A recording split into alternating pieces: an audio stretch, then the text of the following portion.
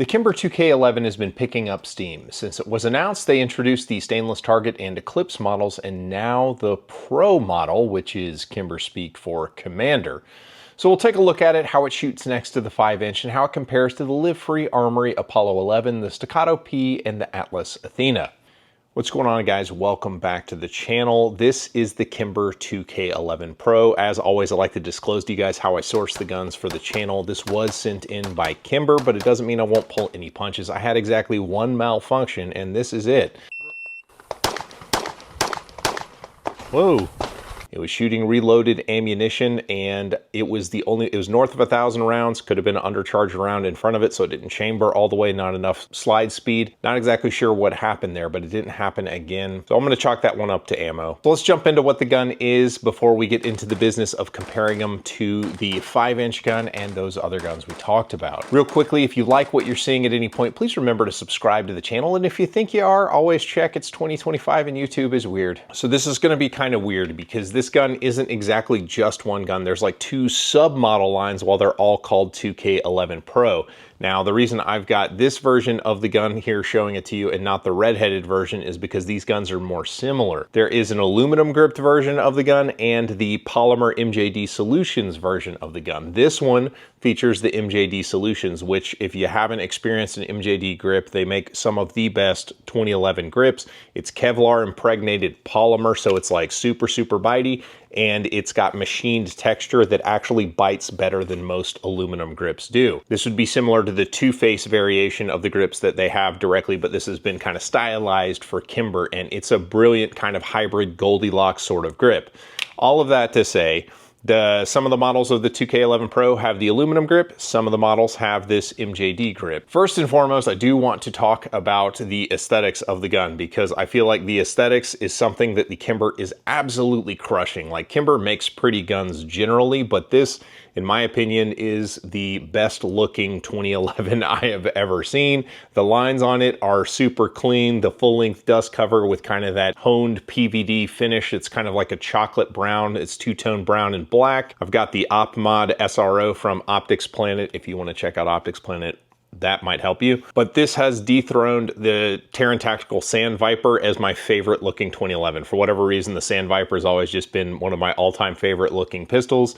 I would say that this dethrones it. It's got the aesthetics of a gun that cost 3 to 5 times as much. Like, Infinity is the only person making guns that I feel are as pretty as this gun. And then there are going to be 5 different color variations of the 2K11 Pro. And Pro is just a commander. So I've done 2 videos on the 2K11 now, one on the target and one that compared the target to the stainless target. You can check out for more information on either of those. Now, some of the features on the 2K11, for those who aren't familiar, it has an external extractor, which is the most reliable way to get brass out of your gun. The internal extractor that most 2011s use is prone to getting out of tension, so you have to keep it tension. Now, it goes a long time before it gets out of tension. You have to be a high burn shooter before this really becomes a problem, but this is a lot nicer way to never have to think about your tensioning. You just got to clean it every 20 to 30,000 rounds, which is a lot. Now, this is a steel subframe, which means that this gun weighs about 34 ounces, whatever the picture on the screen is showing you. And there's something Kimber did with the geometry. Now, typically with the slide locked to the rear, you can over insert magazines and damage the ejector on the inside of the gun. Kimber shaped their subframe to index off the shoulders of the Checkmate mags. Checkmate is a big manufacturer of magazines, and so by doing that, you can't over insert a magazine on a Kimber. And Checkmate makes the magazines for a lot of different companies. You know, Atlas mags are actually Checkmate tubes, Staccato mags are Checkmate tubes. The Duramags do fit in the gun as well. There's only one that doesn't, and that's MBX. MBX mag doesn't lock in. Don't do that. Now, with the target versions of the 2K11, you were getting 1 17-round Checkmate mag and 2 of the 20-round Checkmate mags. You only get 2 magazines now, but you're getting Checkmate UHC mags. When I hold up this mag, how many rounds do you think are in it? 17, right? That's what you would guess based on the tube length. Wrong. These are 19 rounders, the same length tube as a 17 rounder. Checkmate developed this weird nesting coil that basically lets the spring stack within itself. and they've got a new aluminum base pad and lock plate design that lets it get super trim, and it's got a lock back follower. So you're getting 19+1 out of these magazines. They're really nice mags. It's really cool. Just talking about the fit and finish, it is a production 2011, but it is super smooth. It's got a marble cut that keeps the disconnector from hanging up, so it's just super glass smooth moving back and forth. The slide to frame fit, there is a tiny bit of wiggle. It's fit about like a staccato for slide to frame. Now I realize that there's kind of a variance in the staccato. My staccato P is fit very much like this Kimber. It's kind of touching distance from where Bull Armory is. Very similar level of fit for a production gun. All right, so let's talk about whether a 4-inch or 5-inch gun kind of is the way. Now, I realize I'm one data point, but my buddy Dan came out with me. And there's one thing I want to talk about before we go a whole lot deeper. There's two flavors of recoil, if you will. There is the kind of slower push recoil and the faster kind of pop snap recoil. The slower push is nice, and generally it's what newer shooters tend to prefer because it's just kind of gentle and predictable. It doesn't feel like it's like as violent. As your grip gets a lot better, you kind of move over to the camp of preferring the kind of pop and snap and return to battery really quickly. That's nice because the gun is giving you more feedback with where the sight is moving, so if you can tell where the shot is going as the shot breaks, it's called shot calling. Shot calling is easier with a gun that has a little bit of jump to it, whereas it's a little bit tougher with a gun that is kind of like the slow slide movement. So let's talk about comparing the Kimber to the Apollo, the Athena, and the P. Now starting with the Apollo 11, and the Apollo 11 just feels like it's a little bit oversprung. Attaboy. Bouncy. Yeah, that one does buck pretty good. It was like left, right, and then it's centered. It's pushy though, that's for sure. Yeah, it shoves you a lot harder. It shoves you back. For a gun that sells for half the price or less from the rest of the guns we're going to discuss, it's actually a fine starting point, but in its stock form, it's just not in the same ballpark as the other guns. So next up was the Staccato P, and neither one of us really had strong opinions about the P, despite the fact that it's wearing the MJD Killmonger grip, which is a killer grip. The Staccato is the only one that we looked at that is considered to be a duty 2011, and it has a thinner dust cover at the front, so it's a little bit lighter than the other guns that were on the table. What do you think about that compared to the other one? I felt like I was shooting high. It doesn't push back, but it feels, I mean, I need to learn how to control it, but it was on target.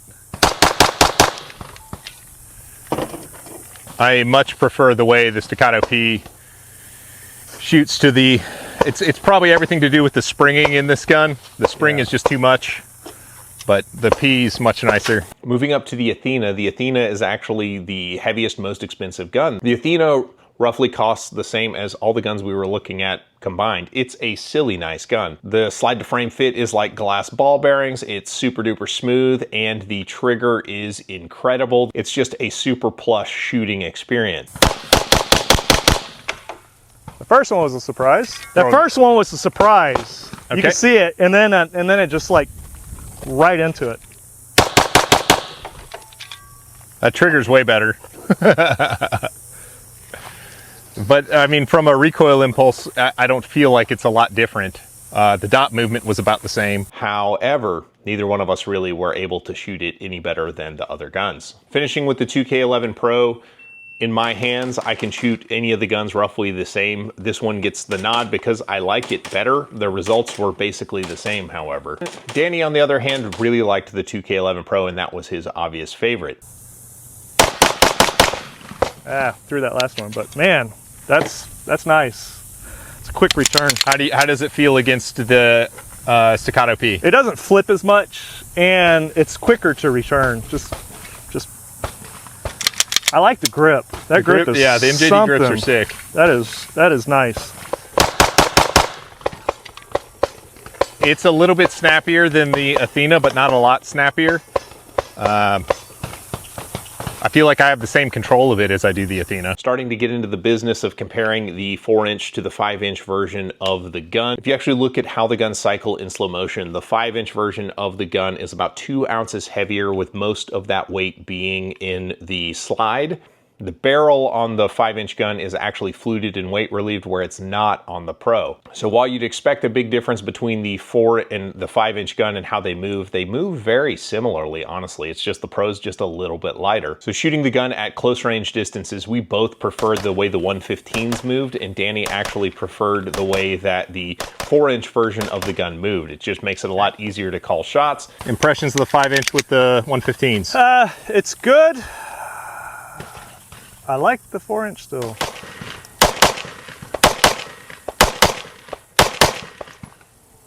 Yeah. So 115 out of the 4-inch. So much easier to handle. I mean, it's just, there's no question about it. For me, I could kind of go either way. I had better accuracy with the 5-inch gun. Granted, I've got the most time on this 5-inch gun. I've been competing with it for the past couple months. So the round count on this particular gun and how it moves, I'm the most familiar with. My 2011 grip is probably built around this gun at the moment. While Danny definitely preferred the 4-inch version of the gun, I could go either way. I got better hits with the 5-inch, so I'm gonna say I preferred the 5-inch. Back at 25, we were just testing the ammo out of the Pro, and what was interesting was that while we both preferred the way the 115 moved the gun at close range, Danny changed his tune. Preference? The 124s. Really? For long distance. The 147 was, it seemed like it was a little heavy. I don't like how it moves. Yeah. It's heavy. It makes the gun feel heavy. The 124s were smooth for long distance. 115 is great snap, but I think if you're doing for accuracy, a little bit softer bullet. But so did I.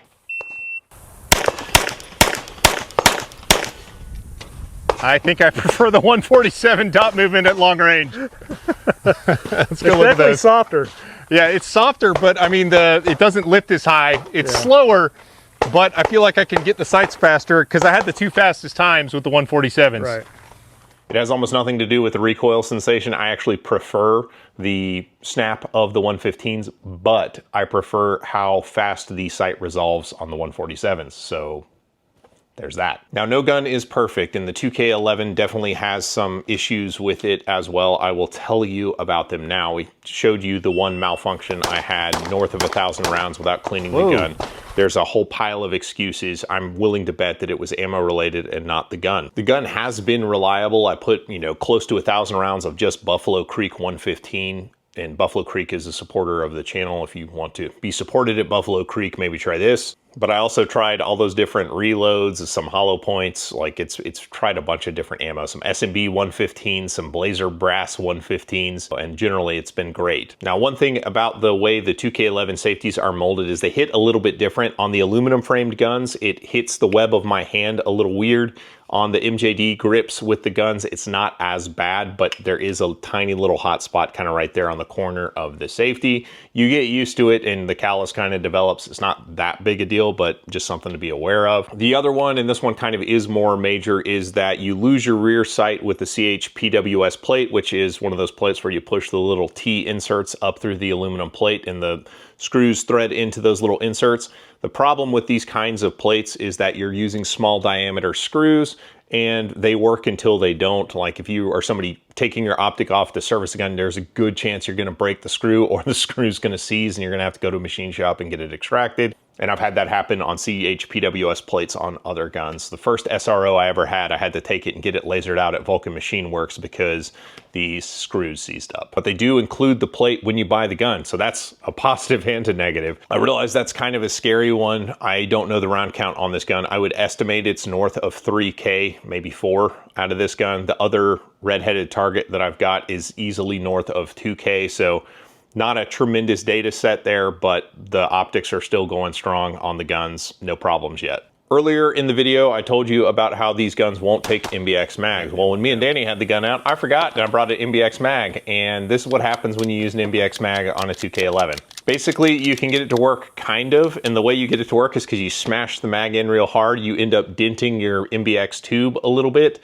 and then it still doesn't quite bite with the mag catch, and eventually it's gonna stop feeding, and then you have to pull really hard to get the magazine out of the grip. Not a huge deal, but it's something to be aware of. Now, I've said this before in other videos, but I'll say it again, like, you're spending a lot of money on these guns. These guns cost, like, they range between, I think, $2,300 and $2,700, depending on which model you get. This one I think is selling for about $2,400, but the problem is you're spending all that money and most of the 2011s in the space all kind of look the same. They don't make you feel special because they all look the same. They are special guns, but they all look the same. Kimber is the only one with a product on offering that kind of stands out because the performance on all of the 2011s is pretty much there, but this is the one that has kind of that emotional connection to it where you feel like, just through looking at it, that you've got a special gun that is worth the price tag that is being offered. And I mean, this one resonates with me in a big way. It is my favorite looking 2011, as I've said,